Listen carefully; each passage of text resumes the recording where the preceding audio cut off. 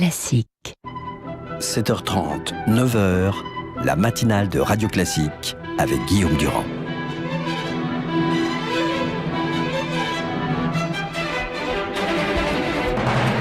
L'invité politique sur Radio Classique et LCI. Je suis ravi de vous retrouver. Nous sommes avec Luc Châtel en direct, l'un des dirigeants de l'UMP. Nous allons évidemment aborder toutes les questions à caractère politique et économique. On nous annonce une loi Macron 2, nous verrons ça tout à l'heure.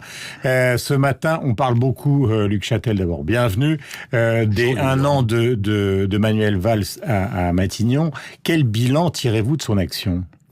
Écoutez, on a le sentiment que après la peur, le Premier ministre cède à la panique. Vous vous souvenez, Manuel Valls nous a expliqué il y a un mois qu'il avait peur. Peur du Front National, peur de cette élection. On a constaté que la peur n'évitait pas le danger, puisque le Front National a été à un niveau record à cette élection, et que le Parti Socialiste et le gouvernement ont pris une sanction mémorable. Dont il porte la responsabilité, d'après vous ?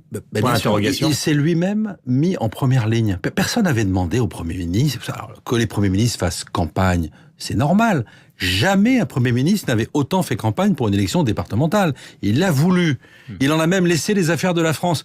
Il l'a même assumé la semaine dernière, puisque le Premier ministre a expliqué, quand les chiffres du chômage, mauvais comme toujours, sont tombés, le Premier ministre a expliqué qu'il ne commentait pas les chiffres du chômage, parce qu'il savait pas faire deux choses en même temps. Extraordinaire, quand même. Mettez-vous à la place des 1000 chômeurs supplémentaires chaque jour, entendre le Premier ministre dire « Attends, c'est pas mon sujet, moi je m'occupe de la campagne ». Et qu'est-ce qu'ils vont dire aujourd'hui, les Français, quand ils vont voir que M. Valls préfère les petites affaires du Parti Socialiste et du groupe socialiste à l'Assemblée nationale à celles de la France, c'est-à-dire la question de notre déficit, la question de notre relation avec l'Allemagne. Ils sont dans une situation politique qui est compliquée, donc ils essayent de raccommoder les différentes pièces du tissu. Oui, écoutez, ils pouvaient peut-être l'anticiper. Ce rendez-vous avec le gouvernement allemand, il est prévu de longue date. Oui, il a annulé Berlin pour Bourdin, en gros. C'est ce qu'on raconte en ironisant sur les réseaux sociaux. Oui, c'est un petit peu ça, si vous voulez. Donc on a le sentiment d'un vent de panique. On a le sentiment que ce pays n'est plus piloté, et les Français le sentent, et c'est pour ça aussi qu'ils ont sanctionné fortement le gouvernement. Et est-ce que vous avez l'impression, donc, par habitude de la vie politique, et évidemment en étant dans l'opposition, qu'il est en train de se passer peut-être quelque chose entre Manuel Valls et François Hollande qui n'est plus la confiance absolue ? Manuel Valls pourrait faire à Hollande le cadeau d'avoir à gérer la synthèse, mais ce serait un désastre pour le pays. Parce que cette synthèse molle, on fait un coup de barre à droite, un coup de barre à gauche. La vérité, c'est que, nous le savons depuis longtemps, François Hollande n'a plus de majorité, mais il n'a pas de cap. On a le sentiment qu'il n'y a plus de cap, plus de politique à mener. Ça veut dire pour vous qu'est-ce qui va se passer dans les 2 années qui viennent ?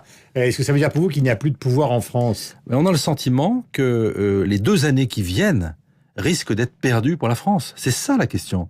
Que va faire le gouvernement ? On l'a vu à l'Assemblée nationale, il a plus de majorité. Ils sont protégés par la Constitution.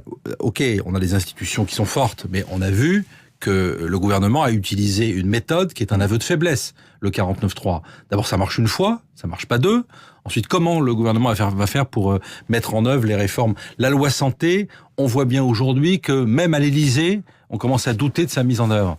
Et la ministre de la Santé s'est mis tout le monde à dos. Donc il y a un vrai problème de fond, et il y a un problème de méthode. Les médecins, quand vous voulez commencer, nous l'avons vécu il y a une vingtaine d'années, quand on commence à se mettre les médecins à dos, c'est vite l'ensemble de l'opinion. Est-ce que ça veut dire que si jamais vous revenez au pouvoir, cette loi Touraine, dans l'aspect qui concerne le tiers payant, vous allez la supprimer, l'abroger, passer à autre chose ? Bien entendu. Nous sommes, j'allais dire, Elle arrive à l'Assemblée cet après-midi, elle devrait être votée le 14 avril. Absolument. Donc nous sommes philosophiquement contre le tiers payant. Pourquoi ? Parce que le tiers payant, c'est la déresponsabilisation. Aujourd'hui, il existe toutes les méthodes, tous les dispositifs qui permettent à ceux qui sont les moins favorisés de ne pas payer. En tout cas, de décaler le paiement ou de ne pas payer. Voilà. Et on veut généraliser un tiers payant qui va rendre les médecins quasiment des fonctionnaires. D'un côté, on veut simplifier, on crée un secrétariat d'État à la simplification, et de l'autre, tous les jours, on vous crée des contraintes supplémentaires et des complexités supplémentaires. Enfin, où va-t-on ? Là aussi, ce matin, notamment dans Libération, il parle d'un groupe de pression, il parle d'un groupe de pression de médecins nantis qui bataillent contre le gouvernement. C'est facile, mais au fond, la disparition de l'argent qui pourrait toucher au profit, évidemment, de mutuelles avec des cartes. Alors, écoutez, est-ce que vous trouvez que on va faire des médecins libéraux, une profession libérale, c'est pas mon point de vue, des administratifs, voilà, c'est aberrant. nous nous y opposerons, et le jour où nous reviendrons au pouvoir, nous supprimerons ce dispositif. L'arrivée donc des résultats qui sont intervenus au départemental, est-ce que vous considérez que c'est une bonne rampe de lancement pour l'ensemble de l'UMP, ou qu'il va falloir encore avancer vers les primaires pour essayer de déterminer quel sera le meilleur candidat? Les primaires, elles auront lieu. Enfin, beaucoup de gens ont écrit que c'était quand même une bonne opération pour Nicolas Sarkozy. Est-ce que c'est le sentiment qui se dégage pour vous ce matin? C'est évidemment un bon résultat d'abord pour l'UMP, pour notre famille politique, qui a montré qu'elle était en train de se reconstruire. C'est forcément un bon résultat pour son président, Nicolas Sarkozy, qui a fait de l'apaisement et du rassemblement sa ligne conductrice. Voilà, lui, il a un cap. Le cap, c'est de rassembler la droite et le centre, qui avait été explosé depuis 2 ans et demi. Voilà. Donc, c'est évidemment une première victoire que nous engrangeons, importante à 2 titres. D'abord parce que c'est une victoire politique, ensuite parce que ça va permettre dans les départements de mettre en œuvre la ligne politique qui est la nôtre. Moins de dépenses publiques, plus de développement économique, une politique sociale équilibrée. Voilà, nous allons utiliser les départements un peu comme laboratoire d'expérimentation de futures politiques nationales. Alors maintenant, nous avons une autre échéance devant nous qui sont les élections régionales. Nous allons accélérer la désignation de nos chefs de file dans les régions puis dans les départements. Nous allons discuter avec nos partenaires de l'UDI parce que nous souhaitons là aussi avoir des listes rassemblées. Et puis, bien sûr, donc, le vrai enjeu, c'est préparer un vrai projet d'alternance. Luc Châtel, vous avez peut-être vu Alain Juppé interrogé donc à Bordeaux. On le sentait un peu exaspéré. On lui a posé des questions sur Nicolas Sarkozy et il a dit comme ça, c'est pas une critique de ma part, mais avec un air un peu pincé, arrêtez de me parler de Nicolas Sarkozy. Je sais que c'est un bon chef de bataille, etc., etc. C'est-à-dire sous-entendu pour lui, l'affaire du leadership à droite n'est pas réglée. Écoutez, la question de la primaire va tout régler. Voilà. Nous avons acté le principe que les militants vont choisir le meilleur d'entre nous. Voilà, les militants et les sympathisants de droite. C'est-à-dire que c'est pas uniquement et vous ne sentez sur pas une carte de l'UMP. Dans les arrière-cuisines de départementales victorieuses, une sorte d'exaspération. Écoutez, la primaire, c'est dans 18 mois. Voilà. Donc, la primaire en son temps. On va pas commencer à ouvrir la campagne de la primaire alors qu'on vient d'engranger une belle victoire. On va élire nos présidents de conseils généraux et on va préparer les régionales. Donc, nous nous sommes déjà mis d'accord sur... avoir travaillé dans un petit groupe de travail, nous avons préparé une règle d'organisation de la primaire qui sera présentée au bureau politique dans 15 jours. Voilà, mettons-nous d'accord déjà sur ce point. La règle commune. Là, vous êtes certain que vous aurez un accord de tous, c'est-à-dire de tous ceux qui ont annoncé a priori qu'ils pourraient y participer. Dans ce petit groupe, il y avait des représentants de ceux dont on considère qu'ils devraient être candidats. Voilà, exactement.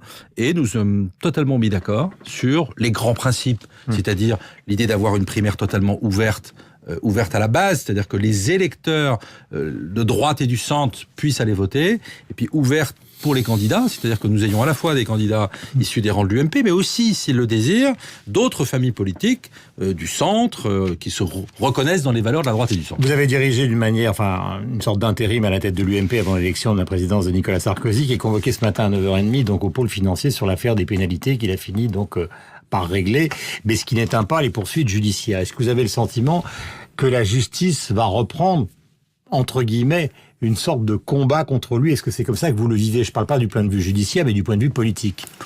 Écoutez, je ne tomberai pas convoquer le président de l'UMP le lendemain d'une victoire au départemental, c'est peut-être pas neutre. Le choix de la date est un peu surprenant. Maintenant, écoutez, je n'irai pas plus loin dans mes commentaires. On a dit, je crois avoir tout dit sur cette question. Vous savez, l'UMP, oui, a décidé de payer la pénalité des comptes de campagne de son candidat. Je rappelle, Nicolas Sarkozy, il n'a pas été un candidat hors sol. Il était le candidat de notre famille politique.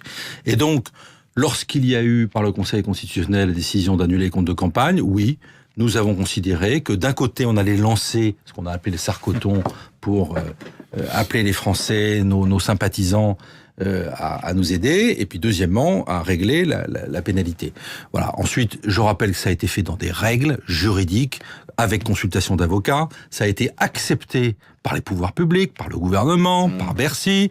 Cette amende, elle a été acceptée. Et puis, dernier élément, Nicolas Sarkozy, quand il est arrivé aux responsabilités, il a payé lui-même sa pénalité pour qu'il n'y ait aucune ambiguïté. C'est un rendez-vous de forme où vous voyez une sorte d'arrière-pensée politique. Moi, je n'ai pas accès au dossier, donc je ne peux pas vous le dire, mais en tout cas, nous sommes très clairs sur cette question. Voilà. Georges Tron, qui part à la bataille contre le candidat officiel de l'UMP, est-ce que vous avez l'impression que c'est C'est quoi? C'est la tâche sur une victoire que vous commentez? Écoutez, on a toujours intérêt à respecter les électeurs et les élus. Voilà. Je comprends, ce sont les affaires des conseillers départementaux de l'Essonne, c'est pas les affaires du parti, mais je comprends qu'il avait été décidé d'organiser une primaire, c'est-à-dire qu'à bulletin secret, les conseillers départementaux élus dimanche choisissent celui qui sera notre candidat à la présidence. Ça a été fait hier. La moindre des choses, je pense, c'est de respecter. Quand vous lui demandez qu'il arrête ce matin? Écoutez, c'est compliqué d'aller se présenter jeudi devant les électeurs alors qu'on n'a soi-même pas été choisi par sa famille politique. Voilà. Il y a un moment où il faut être raisonnable et il faut entendre l'avis des électeurs et faire fonctionner la démocratie pleinement. Avec le recul, maintenant qu'on a le résultat de ces départementales, est-ce que vous considérez que Marine Le Pen a un vrai pouvoir à l'avenir sur le pays ou simplement un pouvoir de nuisance et plus particulièrement contre la droite? Moi, je n'ai pas à qualifier la position de Marine Le Pen sur l'échiquier. Elle est notre adversaire politique. Voilà. Nous avons, c'est vrai que c'est nouveau, nous avons deux adversaires majeurs. Voilà. Nous sommes opposés aux valeurs, aux principes, aux idées du Front National, qui conduiraient le pays à une faillite avérée. Ce sont les idées de l'extrême gauche, de Monsieur Mélenchon, voilà. Et de l'autre, nous sommes dans l'opposition face à ce gouvernement qui prend jour après jour les mauvaises décisions. Voilà, donc c'est vrai que c'est une situation nouvelle. La vérité, c'est que cette élection a démontré... Elle est aux portes du pouvoir ou elle est là avec un couteau pour assassiner celui des deux qu'elle a envie d'assassiner? Regardez les résultats de dimanche. Je veux dire, on annonçait au premier tour le Front National, premier parti de France. Ça n'a pas été le cas. On annonçait le Front National, trublion au deuxième tour. Ça n'a pas été le cas. Voilà, donc qu'est-ce que ça prouve? Ça prouve que la vraie alternance pour notre pays, la vraie source d'espoir pour les Français, et le vrai rempart face au Front National, c'est l'UMP et ses alliés. C'est la droite et le centre, justement. Et écoutez, j'ai le sentiment que, effectivement, à regarder les mines de dimanche soir, il n'y avait pas que des satisfactions au Front National, et ce n'est pas pour nous déplaire. Luc Châtel, notre invité ce matin sur l'antenne de Radio Classique. Bonne journée à vous. Merci à vous. Formule rémanente, mais sincère. On va retrouver nos amis donc à LCI, notamment Hélène et toute son équipe. Et puis, bien évidemment, Sophie Paolini sur l'antenne de Radio Classique. Bonne journée. Alors, papa,